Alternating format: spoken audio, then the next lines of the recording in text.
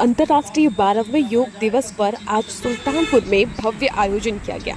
इस दौरान प्रशासन के साथ 7 स्थानों पर योग करवाया गया। वहीं नगर के पर्यावरण पार्क में सूबे के मंत्री नीलेश प्रताप सिंह की अगुवाई में योग का आयोजन किया गया, जिसमें जिलाधिकारी इंद्रजीत सिंह सहित तमाम भाजपा नेता, कार्यकर्ता, प्रशासनिक अधिकारी और आमजन ने योग कर स्वस्थ रहने का संकल्प लिया। वहीं योग करने के बाद मीडिया से रूबरू हुए मंत्री दिनेश प्रताप सिंह ने प्रधानमंत्री नरेंद्र मोदी का आभार व्यक्त करते हुए कहा कि उन्होंने हमारी ऋषि परंपरा को वैश्विक स्तर पर मान्यता दिलाई है। दिनेश सिंह ने कहा कि योग करके हम जनता के टैक्स के बिना पैसे के भी योग करके स्वस्थ रह सकते हैं। उन्होंने 12वें अंतर्राष्ट्रीय योग दिवस की सभी को बधाई दी और कहा कि हम कैसे स्वस्थ रह सकते हैं, करें योग, कर रहे निरोग का नारा दे करके प्रधानमंत्री ने स्वस्थ रहकर लोगों को स्वस्थ रहने की प्रक्रिया बताई है। उन्होंने कहा कि स्वस्थ रहकर हम स्वस्थ भारत के निर्माण में अपनी भूमिका निभा सकते हैं। राम मंदिर में चंदा चोरी प्रकरण के सवाल पर मंत्री दिनेश प्रताप ने प्रतिक्रिया दी। उन्होंने कहा कि जांच हो रही है, परिणाम आ जाए तभी प्रतिक्रिया देना उचित है। उन्होंने कहा कि जिसने भी गलत किया होगा, कानून के दायरे में उसे दंड देना हमारी सरकार और मुख्यमंत्री का धर्म है और वे अपने धर्म का निर्वहन जरूर करेंगे। वहीं राहुल गांधी पर प्रतिक्रिया देते हुए मंत्री दिनेश सिंह ने कहा कि राहुल गांधी और उनकी पीढ़ियों ने किसको न्याय दिया है? भारत भूमि, भारतवासी किसको न्याय दिया है? उन्होंने केवल अपने परिवार और अपने आप को न्याय दिया है। उन्होंने आरोप लगाते हुए कहा कि जो व्यक्ति जिस घर में पैदा होता है वो न्याय देना जानता ही नहीं है। उन्होंने कहा कि इनके घरों में लोग प्रधानमंत्री के साथ साथ बड़े बड़े पदों पर रहे हैं। उन्होंने क्या दिया? रायबरेली और अमेठी के सांसद रहने के बावजूद उन्होंने वहां क्या बदल दिया? राहुल जहां से सांसद चुने जाते हैं उस क्षेत्र के लोगों की समस्या को कभी संसद में नहीं उठाते हैं। उन्होंने कहा कि अपने क्षेत्र की समस्या को ना उठाने वाला दुनिया का बड़ा नेता नहीं हो सकता है। दिनेश सिंह ने कहा कि ये नकली गांधी चाहे जितना करें, असलियत में ये गांधी और नेता नहीं है। इनके मन में भारत और भारतीयता के भाव नहीं है। उन्होंने कहा कि नकली गांधी अब हमारे भारत में कामयाब होने वाले नहीं हैं।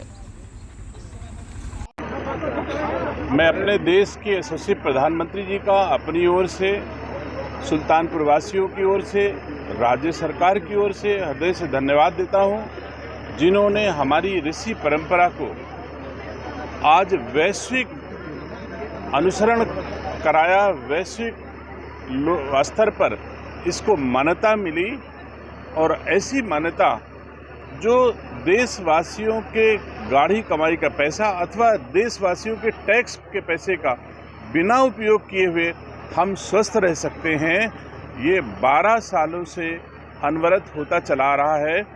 मैं 12वें अंतर्राष्ट्रीय योग दिवस की सबको शुभकामनाएं देता हूं, बधाई देता हूं और अपने प्रधानमंत्री जी का धन्यवाद देता हूं, जिन्होंने इस प्रकार का वातावरण तैयार किया कि हम कैसे स्वस्थ रह सकते हैं, करें योग, रहें निरोग का नारा दे करके भारतवासियों को स्वस्थ रखने की जो प्रक्रिया बताई और स्वयं उसको अपने जीवन में उन्होंने उतारा और भारतवासियों को उतारने के लिए कहा। स्वस्थ रह करके ही स्वस्थ राष्ट्र के निर्माण में हर नागरिक अपनी भूमिका निर्वहन कर सकता है।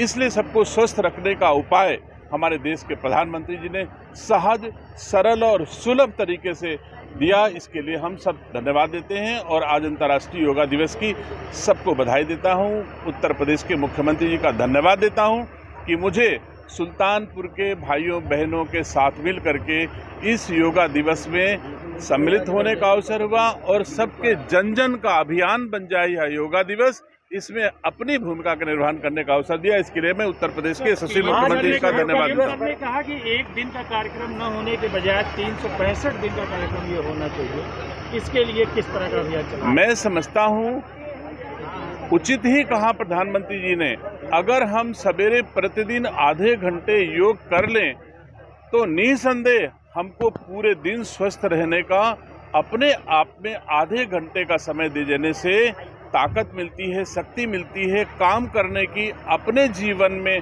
दूसरों के जीवन में खुशियां लाने का। वो आधा घंटा अगर समय ऐसे सब लोगों को सुखी रखने के लिए हमको शक्ति ऊर्जा प्रदान करता हो तो क्यों न हर आधे घंटे रोज क्यों न किया जाए, 1 घंटे रोज क्यों न किया जाए। बहुत ऐसे लोग हैं जो 2 घंटे, 2.5 घंटे, 3 घंटे भी इसको कर रहे हैं, लेकिन अगर आधे घंटे भी लोग मन से योगा, प्राणायाम, ध्यान करके घर से निकलें तो उनका दिन तो स्वस्थ रहेगा ही, हमारे भारतवासियों का दिन स्वस्थ होगा। आज विश्व योगा दिवस पर चंदा मामले पर जांच पूरी हो गई है और तो जांच का विषय, जो विषय जांच सेटअप हुई और जांच चली, उसके परिणाम आप तक, हम तक अभी नहीं आए हैं। जब उसके परिणाम आ जाएं तभी उस पर प्रतिक्रिया दिया जाना उचित होगा। भक्त होने के नाते आप क्या चाहेंगे अगर वो ऐसे लोग आते हैं गिरफ्त में तो उनको इसमें क्या सजा मिलनी चाहिए? ये उत्तर प्रदेश के यशस्वी मुख्यमंत्री जी का डे 1 से उनकी धारणा है कि हम भ्रष्टाचार को, भ्रष्टाचारियों को उत्तर प्रदेश की 52 भूमि पर सांस लेने नहीं देंगे।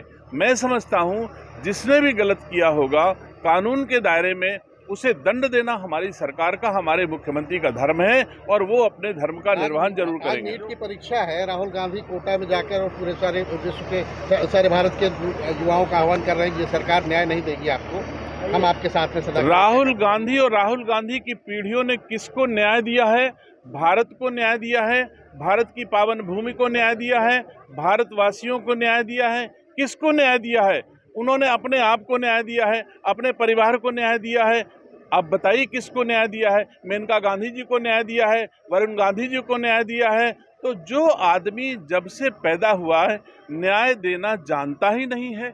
इतने घर में प्रधानमंत्री, मुख्यमंत्री, प्रधानमंत्री और बड़े बड़े पदों पर लोग रहे हैं, उन्होंने क्या दिया? रायबरेली से सांसद रहे, रायबरेली वासियों को क्या दिया? अमेठी से सांसद रहे, अमेठी वासियों को क्या दिया? आप मुझे बताइए, राहुल गांधी सांसद इसलिए बनाए जाते हैं कि जब पार्लियामेंट में जाएंगे तो जहां से भी सांसद चुने गए हैं उस संसदीय क्षेत्र की जनता के विषयों को पार्लियामेंट में उठाएंगे। हमारे बीच में आदरणीय शैलेंद्र सिंह जी हैं, आप पता कर लिए, विधान परिषद में बैठते हैं तो सुल्तानपुर के पंचायत प्रतिनिधियों की आवाज बन जाते हैं। लेकिन एक उदाहरण मुझे बता दो, राहुल गांधी जब पार्लियामेंट में अमेठी की, रायबरेली की, वायनाड की जनता को कभी उठाया हो? जो अपने क्षेत्र की जनता को अंडर एस्टिमेट करके दुनिया का बड़ा नेता माने, वो कभी दुनिया का बड़ा नेता नहीं हो सकता है। मोदी जी जैसे व्यक्तित्व के सम्मुख मैं समझता हूं ये नकली गांधी चाहे जितना करें, असलियत में गांधी नहीं है और असलियत में ये नेता नहीं है। असलियत में इनके मन में भारत के भाव नहीं है, भारतीयता के भाव नहीं है, भारतीय संस्कार संस्कृति के भाव नहीं है। इसीलिए भारतवासियों को संदेह था, तभी भारत की न्यायालय यह तय करने में लगी है कि सचमुच ये भारतीय हैं कि नहीं है। अभी उनकी नागरिकता भी माननीय न्यायालय में विचाराधीन है। तो मैं समझता हूं नकली गांधी किसी दशा में हमारे भारत में अब कामयाब होने वाले नहीं है। तो मानसून सत्र में समाजवादी पार्टी उससे पहले पूछने वाली है, ऐसा आपकी चर्चाएं हैं? देखिए, जो कुछ होगा वो हम आप सबके सम्मुख होगा, इसमें कोई दो राय नहीं है। कोई भी दल अगर अपने जनप्रतिनिधि, अपने कार्यकर्ता का सम्मान नहीं कर पाता है तो जहां सम्मान होता है वहां वो कार्यकर्ता, जनप्रतिनिधि जाते हैं। मुझे गर्व है कि हमारी भारतीय जनता पार्टी का नेतृत्व लोगों को सम्मान देता है, जनप्रतिनिधियों को सम्मान देता है, जनता को सम्मान देता है। भारतीय संस्कार संस्कृति के अनुसार सर्वे भवन्तु सुखिनः सर्वे सन्तु निरामया की धारणा के साथ आगे बढ़ते हैं। इसलिए मैं समझता हूं कि जहां सम्मान मिलेगा वहां मनुष्य, वहां मानव रहेगा। अन्य लोग आ रहे हैं क्या भाजपा में? अन्य दलों के सांसद आ रहे हैं क्या भाजपा में? ऐसा कुछ है क्या? मैं कहता हूं भारतीय जनता पार्टी के पास मात्र 2 सांसद थे। अगर इतनी बड़ी दुनिया की सबसे बड़ी पार्टी के रूप में हमारी भारतीय जनता पार्टी आज की तारीख में स्थापित है, हमारी भारतीय जनता पार्टी का कार्यकर्ता 24/7 काम करता है, तो ऐसा काम, ऐसा श्रम, ऐसा समर्पण, ऐसा सम्मान कौन दल के लोगों को नहीं अच्छा लगेगा? और लोग आएंगे, अगर उनको भारतीय जनता पार्टी की नीतियों में विश्वास होगा तो भारतीय जनता पार्टी उनका स्वागत करती है। उत्तरोत्तर आ रहे हैं, 2 से कितने हो गए आप खुद गिनती कर लीजिए, आपको पता चल जाएगा। धन्यवाद।